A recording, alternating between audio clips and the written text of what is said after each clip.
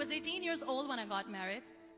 I belonged to a very conservative family, a Baloch family, where good daughters never say no to their parents. My father wanted me to get married, and all I said was, if that makes you happy, I'll say yes. And of course, it was never a happy marriage. Just about after 2 years of getting married, about 9 years ago, I met a car accident. Somehow my husband fell asleep and the car fell in the ditch. He managed to jump out, saved himself. I'm happy for him. But I stayed inside the car and I sustained a lot of injuries. The list is a bit long.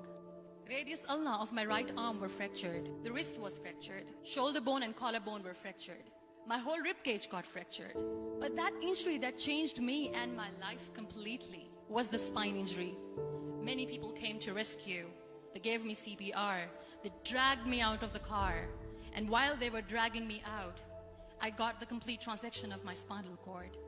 Those 2.5 months in the hospital were dreadful. I was at the verge of despair. One day, doctor came to me and he said, well, I heard that you wanted to be an artist, but you ended up being a housewife. I have a bad news for you. You won't be able to paint again. Next day, doctor came to me and said, your spine injury is so bad, you won't be able to walk again. I took a deep breath and I said, it's all right. Next day, doctor came to me and said, because of your spine injury and the fixation that you have in your back, you won't be able to give birth to a child again.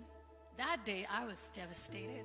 I started to question my existence. Why am I even alive? So what kept me going was, one day I asked my brothers, I know I have a deformed hand, but I'm tired of looking at these white walls.